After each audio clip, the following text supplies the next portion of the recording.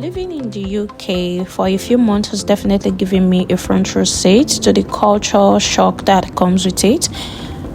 If you're just seeing my face, welcome back to the YouTube channel. My name is Judith Pascal and this is my YouTube channel. I have just relocated to the UK a few months ago, early this year. So I just want to share my culture shock since I moved to the UK. So kindly stay tuned, like, subscribe and leave comment in the comment section. When I first arrived here in the UK, I was super excited, but I quickly realized that the weather was a whole new ballgame, coming from a different climate. I found myself unprepared for the constant drizzle in Scotland. It took me a while to get used to carrying an umbrella everywhere and still getting caught in the rain. Then comes the language barrier. Even though English is the main language, the accents in Scotland and London are so different.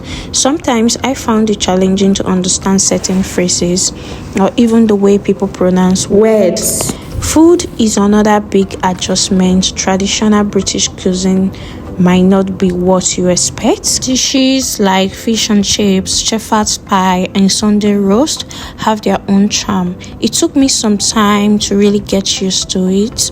The dining etiquette can be different. For instance, the importance of queuing and table manners is quite pronounced in British culture.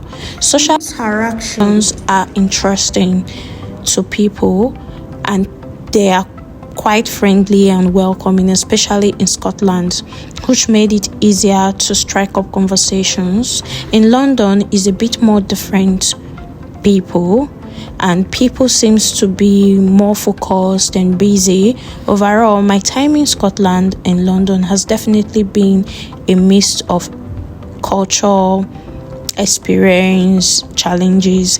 Is all part of the adventure and I wouldn't trade it for anything. There comes the transportation. So the transportation in the UK is pretty convenient.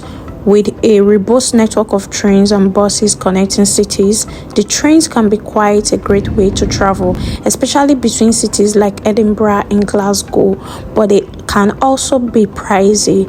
Buses are often cheaper but can take a longer time depending on the traffic. And the cost of living. The cost of living in London is more expensive than other areas, and the currency is the British pounds. You will find coins in domination like 1 pence, 2 pence, 5 pence, 10 pence, 20 pence, 50 pence, £1 and £2. As for community initiatives, I found concepts like community fridges or food boxes really heartwarming. They aim to reduce food waste while help those in need. Charity shops are also prevalent, offering everything from clothing to household items at great prices. It's amazing how many people donate, making it easier to find good deals on second-hand goods. Free groceries can sometimes be available through community initiative, which is a great way to support those struggling. I also noticed strong love for dogs here. People are often filled with them. Like, I had to see different kind of dogs I haven't seen before.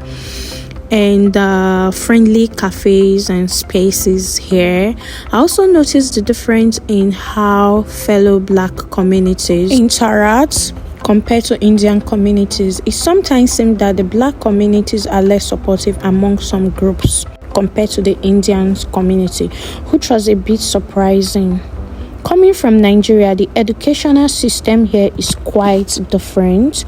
For me, as a new international MSc student, the focus on independent study and critical thinking was a shift from what I was used to.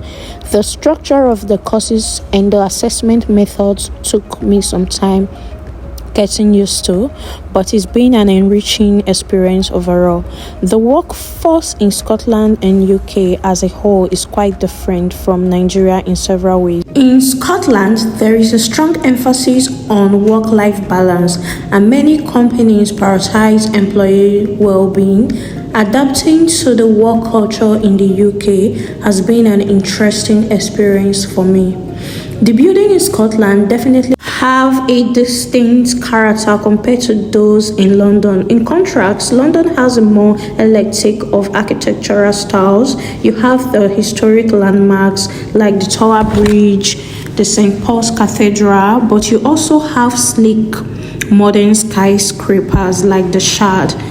Overall, London vibe feels more fast-paced, while Scotland City seems to embrace a slower, more laid-back atmosphere.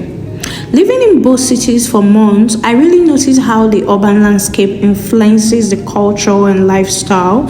London feels more bustling and diverse with constant flow of people and activities, while Scotland offers a more relaxed environment where you can appreciate the rich history and natural beauty surrounding the cities.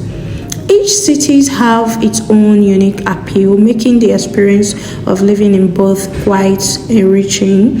People often express gratitude in a more heartfelt and sincere way and willing to help, especially when in need of finding a location. Overall, my time in UK has definitely been a cultural shock for me and has been filled with learning and adapting, but each experience has helped shaped my understanding of this vibrant culture.